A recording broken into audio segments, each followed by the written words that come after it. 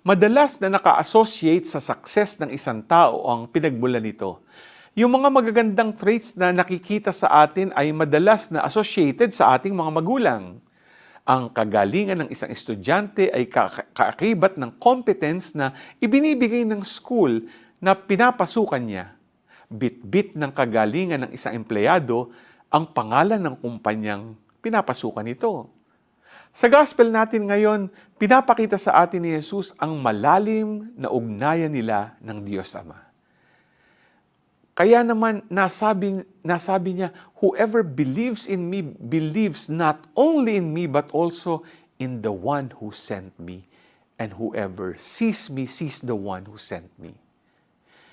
Kaya nga hamon sa ating bilang mga Kristiyano, mga tagasunod ni Kristo, to strive to do good and to be channels of God's grace to others. G ka ba?